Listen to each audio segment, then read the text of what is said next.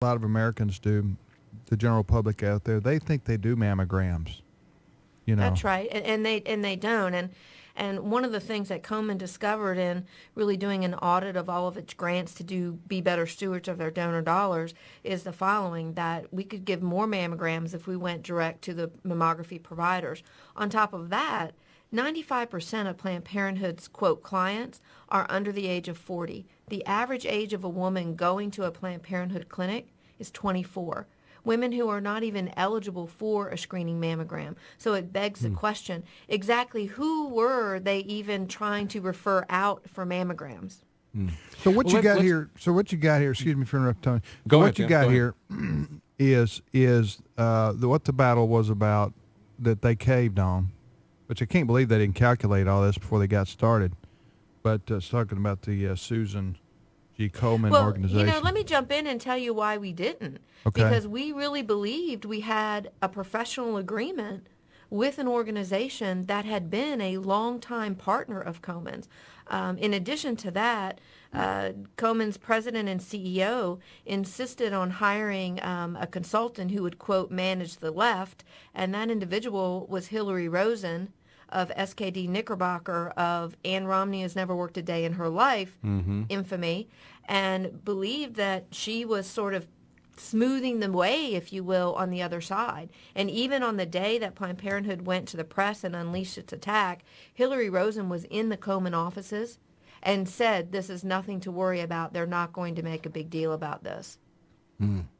Well, let's talk a little bit about the political side of Planned Parenthood. Planned Parenthood is kind of like, I guess, as Tim said, most Americans have a misconception about Planned Parenthood. And of course, a billion-dollar organization can afford to have a media machine that's churning out this PR that is trying to paint a picture of them. But it's really like an iceberg. What you see is just a little bit.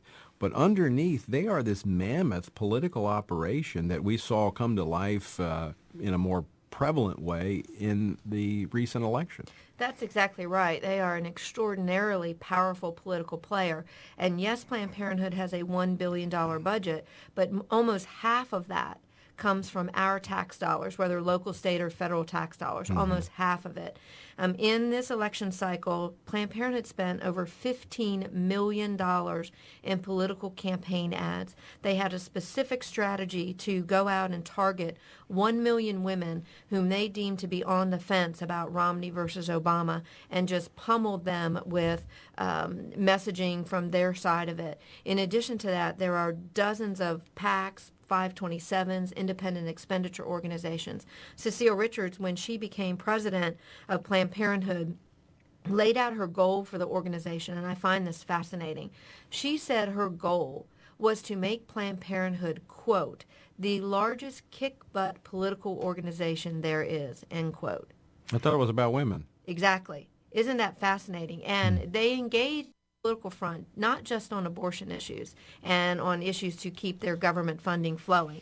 In the state of Wisconsin, they invested over $100,000 to defeat a photo ID bill and to defeat a traditional marriage amendment. We're talking to They Karen. are political. I'm sorry, talking to Karen Handel.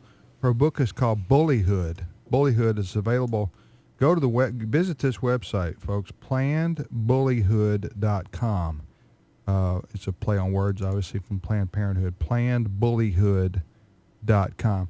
So what happened was, you had people at the Susan G. Komen organization, which is a breast cancer prevention, that's the work, and that's the cause. I got that right? True.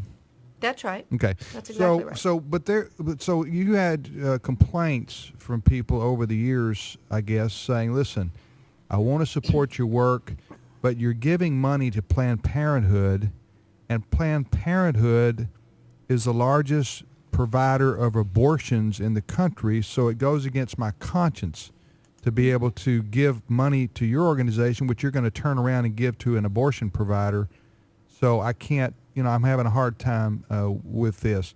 And so that was what was trying to be resolved by the leadership there at the Susan G. Komen organization. Did I have that right? That's correct. Komen had been facing a backlash about the grants for at least a decade, and things did accelerate and intensify at the beginning of 2011 when Cecile Richards and Planned Parenthood made mammography a focus. And I can see strategically why Planned Parenthood would like for people to believe that they are a breast health organization and cloak themselves in pink, because think about it, that gives them legitimacy and credibility with a group of people who otherwise would not give that to them. But Komen, really believed that they had to get up and out of the abortion fight. Internally, however, there was a real struggle. I joined Komen on April 4th, and my first meeting that I was asked to attend on Planned Parenthood was April 6th. And during that meeting, the Vice President of Communications, after the President went through why the grants were not good grants any longer and not with our strategy, she actually said, we cannot possibly be considering walking away from Planned Parenthood. It would deal them a body blow. A board member then jumped in and said, that's exactly right. And those people, I'm not really sure who, I guess he meant me and others, I don't know, but those people would rather see women dying on the streets. And this was the internal struggle within Komen as well. But ultimately, it was about good quality grants for the fight against breast cancer. And in doing that, in walking away from the grants, Komen could do more for women, and at the same time be able to invite in individuals who otherwise weren't going to be able to be a part of the Komen organization. In the end, what has the effect been on Komen by, I would say they backed away from Planned Parenthood, acknowledged the problems there, but then after the pressure, they caved. And then it looks like they've been hit by both sides. Absolutely, because what happened is, in bowing to the pressure of the left from the Debbie Wasserman Schultzes of the world on that Friday morning, Komen, in essence, made it about politics. And so then individuals who had been able to justify contributions to Komen, their justification was now taken away.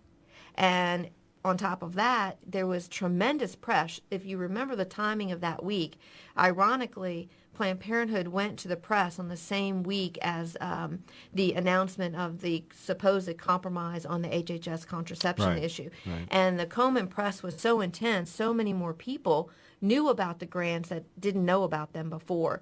And there's no question that it's taken its toll, but that's what happens when you lose sight and commitment to what is your core mission, unfortunately. And one final thought on that, Tim, is, when you look at who gives in this country, and Arthur Brooks has a great book called Who Really Cares, and it's all about charitable contributions, and it's an academic study. He was a professor of public administration up in New York. But it's not the liberals on that side that they cave to. They see their taxes as contributions, not charitable contributions that they would write out a check for. Now, I'm not saying none of them give. I'm just saying across the board, when you look at it at a 30,000-foot view, it's actually conservatives who are driven by a moral component that are the contributors to organizations like Komen. Absolutely, absolutely. And I would venture to guess that if Komen did an analysis of contributors, the people who were emailing, how dare you drop the Planned Parenthood grants, were not donors to Komen in the first place. Well, Karen, thanks so much for being with us. Look forward to your lecture today. And again, folks, if you'd like to see Karen's lecture coming up at noon today here at FRC, you can go to our website, frc.org. Tim, any final thoughts? No, can you just watch that, Tony, free? Yeah, you can watch it free. Just go to the website, frc.org, and the lecture will be posted up there. What time? Coming up at noon Eastern time today. That's great. Yes, okay. that's Noon correct. Eastern, so just in a few moments. So you got Okay. time to finish listening to us and then click over to Okay. frc.org and watch Karen. Thanks, Karen.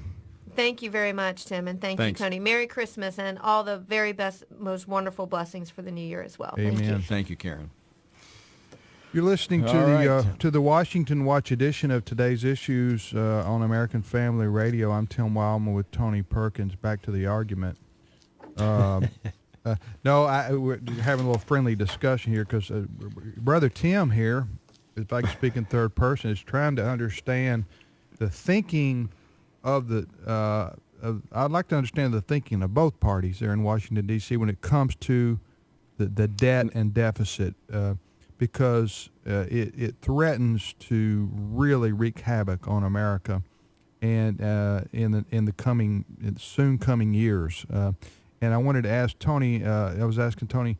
I don't understand with President Obama and the Democrats. I don't see where they want to cut anything of substance to make, to make up, to drop down this deficit and deal with this debt. And if that's the case, then what is their solution? And I don't understand what their solution is, Tony.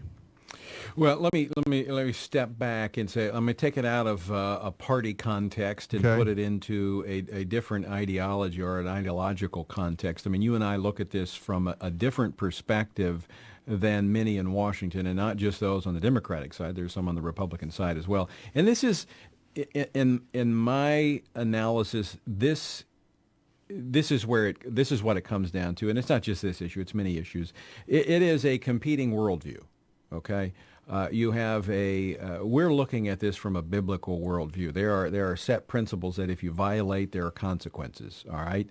We also understand that ultimately we're all accountable to God, and we also understand that He controls or has the ability to bless and prosper nations. And then you have the competing worldview, which is a humanist worldview, which views the world through the eyes of man and what he can do. And that's what I would say is that, and again, let me be clear, because I know the Right Wing Watch and other those groups on the left that start foaming at the mouth every time you and I get on the radio, that I'm not saying Republicans have a biblical worldview, nor all Democrats a humanist worldview. But I'm saying that's the two competing viewpoints, I think, that this comes down to. And that's why people can continue to grow government, increase the deficit and the debt, is because they believe that they have the solution and that we can somehow spend our way out of these problems. And the reality is you can't. That's why we have over $16 trillion, actually $16.3 trillion in debt right now in this nation, is because we have looked to government to be the solution to every problem. Okay. And that is a failed approach. Okay. So just whether or not it works or doesn't, or it's good or evil or whatever, I'm just trying to follow the logic here. So you just said... There is no logic. Okay, then I called it stupid. If there's no logic to it, it's by definition stupid.